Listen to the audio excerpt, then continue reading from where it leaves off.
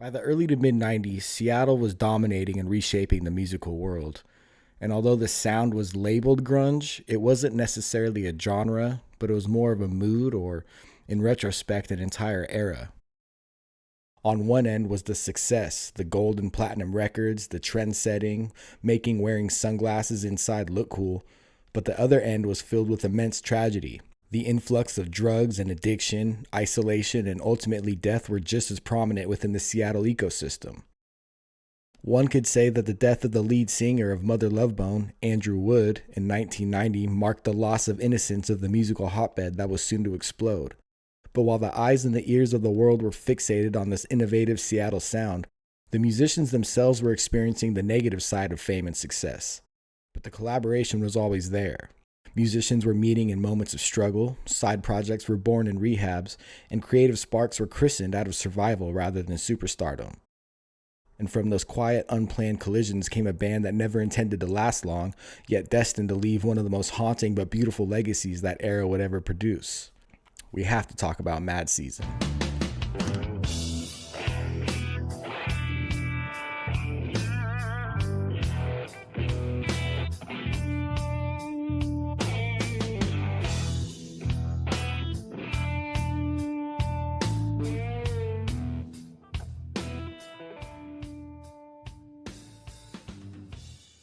Mad Season's origin story doesn't start in Seattle, but instead at the Hazelden Treatment Center, a Minnesota rehab in 1994. Pearl Jam guitarist Mike McCready was going through a rough patch following the band's enormous success. Like his Seattle contemporaries, drugs, alcohol, and ultimate freedom were part of his everyday life. The 28-year-old was a key figure in one of the most successful musical groups to ever form, and the pressure of the success was eating away at him. During this time, Pearl Jam fired their drummer Dave Abruzzi. They had just canceled their 1994 summer tour due to Ticketmaster charging high service fees for fans. And not to mention, Kurt Cobain's death that April was taking an emotional toll on most of the musicians involved in the scene. In 1995, when McCready was asked about his thoughts on his band during this period, he said, "I think we all became detached from one another. We had to redefine our relationships and why we started the band in the first place. We lost that for a little while. I was definitely lost, drinking all the time." His bandmates were noticing his problem with alcohol, and he realized he had to get his shit together. So he arrived in Minnesota and was ready to take on sobriety. And McCready seemed to take this attempt at cleaning up seriously. Shortly after he entered treatment, he became acquainted with a man by the name of John Baker Saunders, a blues bassist who had several stints in the Hazelden Treatment Center due to years of heroin addiction. McCready recalls the first time he met the 39-year-old, remembering Baker's bumper sticker that read, "What we have here is the failure to give a shit." Mike thought that was both hilarious but also an insight into a dark, intelligent, and irreverent mind. The two quickly became friends, attending meetings and supporting each other with the attempt at a new, sober lifestyle. But the real connection that McCready and Baker shared was their musical backgrounds. Originally from the East Coast, Baker had played bass since high school, and while living in Minneapolis, he played with a local blues band called Lamont Cranston. Both McCready and Baker casually talked about getting a group together, just to jam and collaborate with fellow musicians. When reminiscing about this time period, McCready stated, "My thought process back then was to help people who were suffering from addictions or alcohol to maybe do a project. That was where my heart was at the time, however naive it was. That's kind of where the initial idea for Mad Season came from." This whole project would have never even come together had I not been clean. It would have been something I'd been talking about forever and then just not done. But this was actually finally getting clean, got me the impetus to get together with these guys and make music, which is what I do for a living. So it was a great experience. Well, once McCready left treatment in Minnesota, he was to head back to Seattle and asked Baker if he wanted to follow. The two bounced back to the Pacific Northwest, and Baker even traveled with McCready on a couple Pearl Jam tours. At this point, Pearl Jam was very successful, so McCready, having a few bucks in his pocket, brought Baker to a bass guitar shop and told him he could buy any instruments and gear that he wanted. This idea of starting a side project started to gain some traction. With Baker on bass and McCready on guitar, for them to even complete a jam session, they were going to need a drummer and a singer. Luckily, as popular as the Seattle music scene was during this time period, most of the bands were close-knit with one another, embodying a collaborative spirit rather than a rock star diva attitude. Mike McCready reached out to Screaming Trees drummer Barrett Martin and asked him if he wanted to click up and jam. Since the Trees were inactive at the time, Martin agreed, making the offer an easy yes. I thought we were just grabbing dinner and catching up on life, but he proposed this idea that we form this band. He had just gotten out of rehab with Baker. I hadn't met Baker yet, but Mike said, "I met this amazing bass player in rehab in Minnesota, and he's just the coolest guy and we should jam." At this point, the only thing missing was a vocalist. Seattle frontmen at the time were far from scarce, but McCready's first choice for someone to step up and take the microphone was none other than the lead singer of Alice in Chains, Layne Staley. At the time, Alice in Chains was coming off a very successful but very hectic past few years. Being one of the heaviest hitters of the 1990s, them, along with Pearl Jam and Screaming Trees, were all on a hiatus when McCready asked Layne to join the side project. By '94, Alice in Chains was already one of the most popular bands, but Staley was in the real deep stages of heroin addiction, resulting in the band canceling their co-headlining spot next to Metallica at Woodstock of that year. Layne was burnt out, walking down a desolate path and running out of motivation for musical creativity.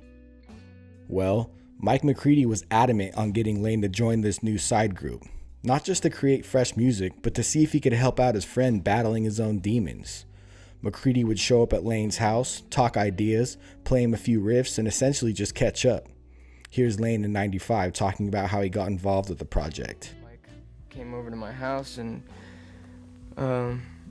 I was in bed and he came in and woke me up and said, "You want to play a show in 3 days with these guys?" And I said, "Yeah, sure. When are we going to practice?" And he said, "Well, we'll practice the night before." So we went down and we came up with 2 or 3 songs, which the next day nobody remembered a riff or a lyric or anything. So what we did is we got on stage and they played music. They made up music and threw these riffs together, and they all stared at me and waited for something to come flying out of my mouth. And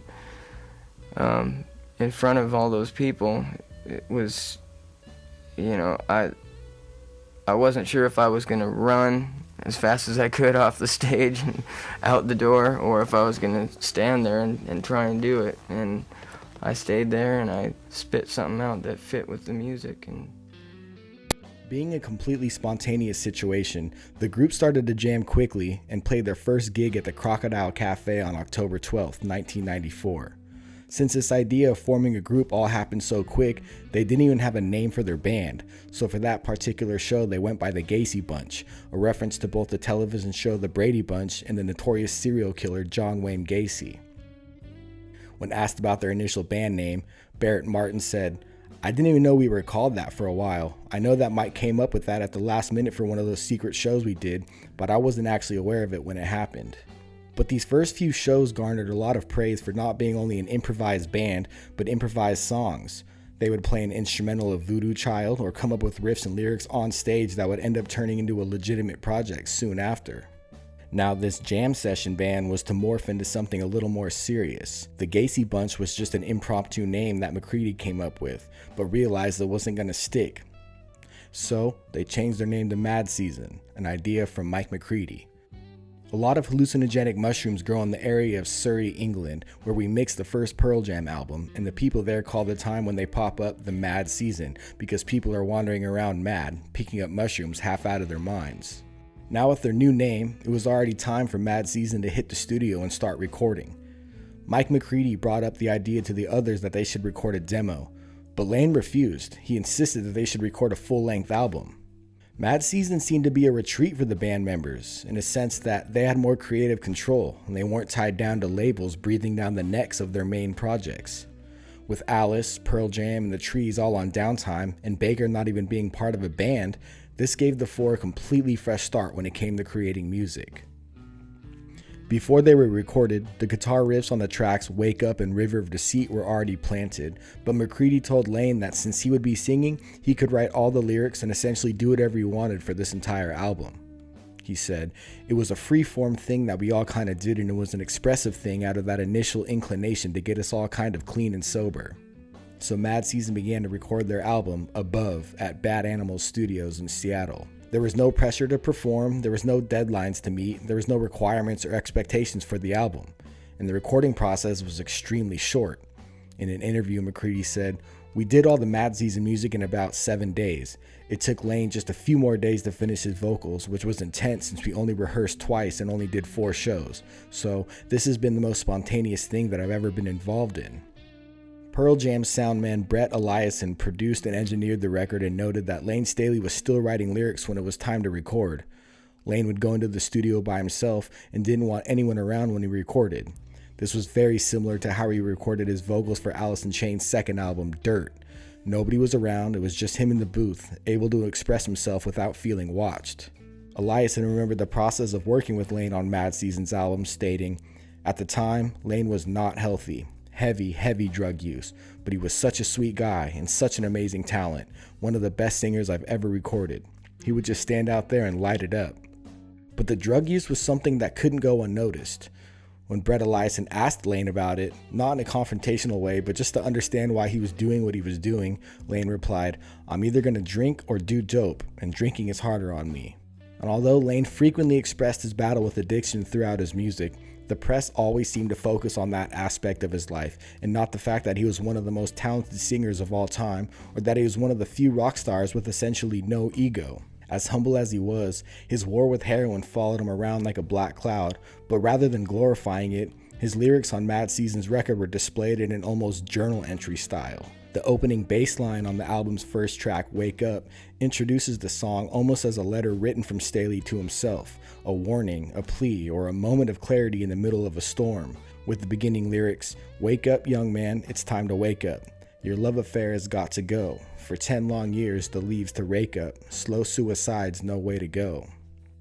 A huge part of Mad Season's emotional core came from the Khalil Gibran book, The Prophet, written in 1923, a book that Layne was reading during the sessions.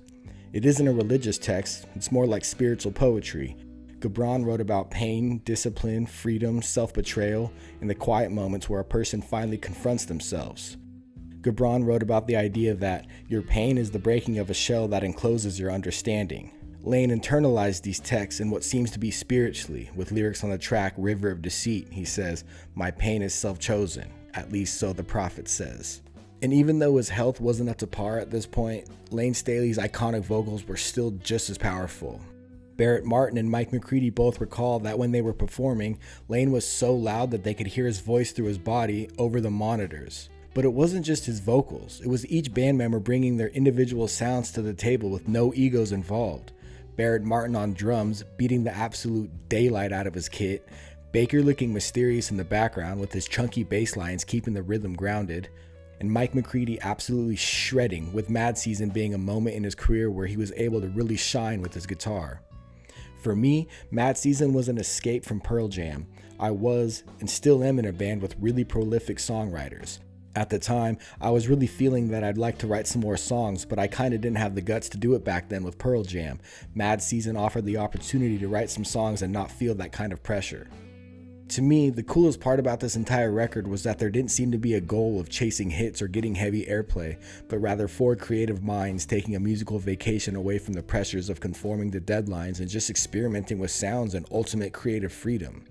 Above was released on March 14th, 1995 through Columbia Records and peaked at number 24 on the Billboard 200 chart. The album artwork was designed by Layne, based on a picture of him and his girlfriend at the time, Demry Perot. When Layne sent the artwork into the Columbia art department, he included a handwritten note that read, "Here is the album cover. There is absolutely no touch-ups, flaws, or imperfections needed to be corrected or messed with. Thank you much, from Layne and Mad Season." The record didn't necessarily fit into the grunge sound that was happening all around them. It was like the shadowy jazz with dark bluesy riffs and rhythm that made you happy and sad at the same time. To me, Above sounds like a Jack and Coke and a pack of Marlboro Reds in a dive bar that's really dimly lit and empty nearing closing time. It's shadowy, it's lonely, it's empty, but at the same time it's comforting.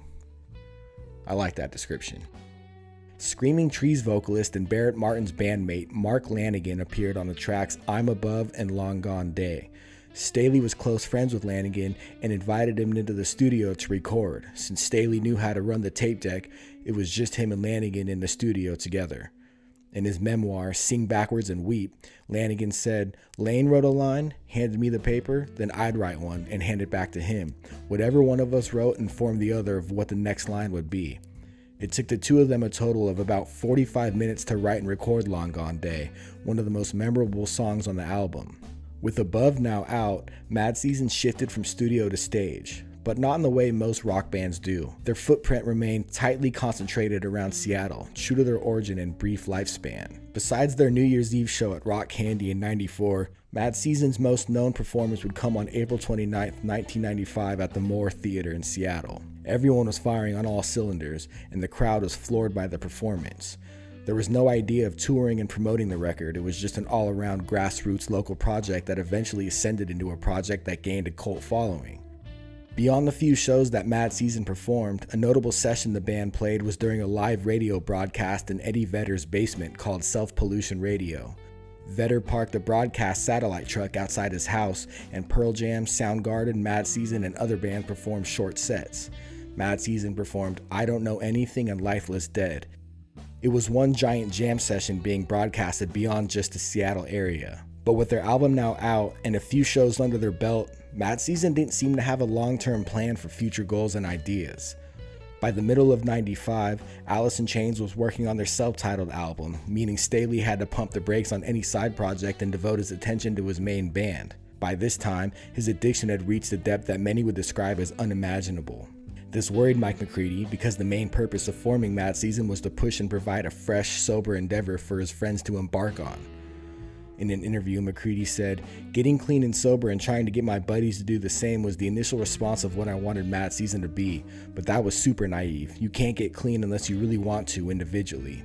McCready even encouraged Layne to fly out to the Hazleton Treatment Center and try it out, which he did, but he lasted only a few days. Mad Season began to lose the very heartbeat that held the project together. There was no dramatic breakup, there was no official announcement, no confrontation.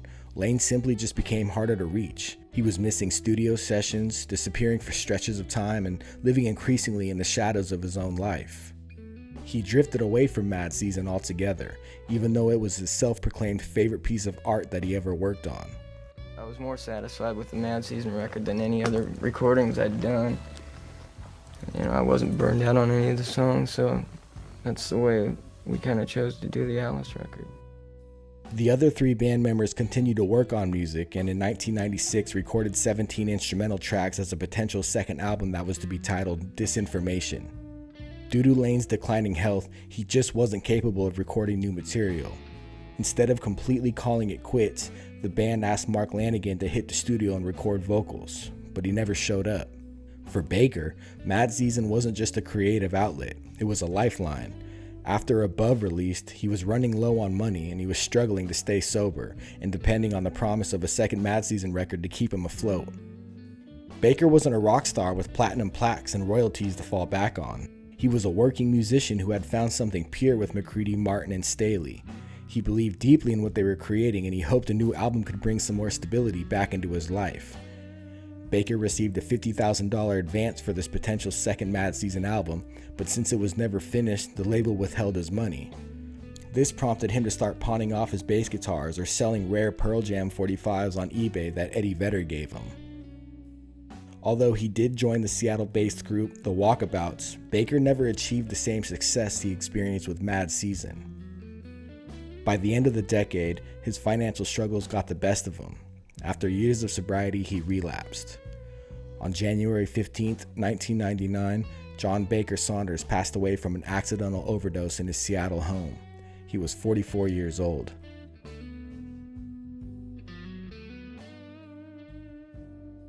Speaking on his death, Barrett Martin said, "When Baker died, that was it. The band was done." Around the time of Baker's death, Layne Staley had already removed himself from the outside world. Just 3 years prior, Alice in Chains recorded their legendary Unplugged performance. They appeared on Letterman, and they opened up for Kiss a handful of times on Kiss's reunion tour. July 3rd, 1996 was the last time Layne Staley ever performed on stage. After that, he was rarely seen or heard from. The vocal powerhouse who was known to have an elite sense of humor, who went out of his way to help young fans get into shows they couldn't afford, who carried a heart bigger than his fame, withered away. Years of addiction had taken their toll. The music world kept spinning, but Layne stepped off, unable to keep up with the pace of the life that once demanded so much from him. For the remainder of his life, Layne rarely left his Seattle condo, mainly focused on art projects and video games and the occasional trip to the comic store, reliving his childlike wonders. But his issues with substances had taken over completely. Addiction is rarely loud in its final stages. It's slow and it's quiet and it's merciless. And on April 5th, 2002, after nearly a decade of battling the darkest parts of himself, Layne Staley died from an overdose in his Seattle condo. He was 34 years old. His death wasn't shocking to those who knew how long he'd been struggling, but that didn't make it any less devastating. The music world didn't just lose a voice, it lost a soul unlike any other. Layne's passing came just 3 years after Baker's death, as if the universe was closing the book on Mad Season one page at a time. With 2 of its 4 members gone, Mad Season was over. It became a memory, a brief flicker of brilliance trapped between tragedy and transcendence. But in 2012, 10 years after Layne's death and 13 after Baker's death, Mike McCready and Barrett Martin began to think of a way to revive Mad Season. The remaining half of the band reunited on stage with the Seattle Symphony, performing reimagined versions of their songs alongside the orchestral arrangements of composer Jonathan Cohen. And stepping in to sing Layne's parts was someone uniquely suited to understand his range, his pain, and his brilliance. None other than Chris Cornell. Beyond this special performance, Martin and McCready dug up their instrumental tracks that were intended for the second Mad Season album. Almost 20 years after Above came out, the band released a deluxe edition of the record, which eventually arrived on April 2nd, 2013. The set included a newly remastered version of Above, the full Live at the Moore performance on both audio and DVD, and a collection of rare live recordings that had never circulated officially. Most importantly, it featured 3 completed tracks built from the abandoned sessions for the band's unfinished second album. These songs were reconstructed from the original instrumental tapes recorded in '96, with new lyrics and vocals contributed years later by Mark Lanegan, finally giving shape to music that had remained silent since Baker and Layne's deaths. The legacy of Above only grew from there. In 2019, Rolling Stone ranked it number 18 on their list of the 50 greatest grunge albums, solidifying its status as one of the most powerful singular releases to emerge from the Seattle scene. It was never supposed to be big. We didn't even know if anyone would listen. But 30 years later, people still tell me that Above saved their life. That means more than any chart position ever could.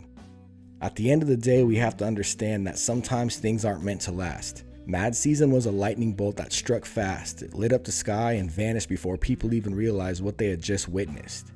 But this doesn't mean that all good things come to an end. Maybe Mad Season was supposed to be short-lived. Maybe the beauty was in its briefness, the friendships, the creative freedom, the desire to help each other break free from the handcuffs of misery and addiction. A band born from pain, empathy, and self-reflection expressed more emotions in 40 minutes of music than most people do in their lifetime. McCready searching for sobriety, Baker searching for stability, Martin searching for expression, and Staley searching for peace. The 4 didn't just create this music for themselves, but for people like you and I to continue to listen to, talk about, and maybe, just maybe, use as a helpful reminder that life is short, but life is precious. Mad Season.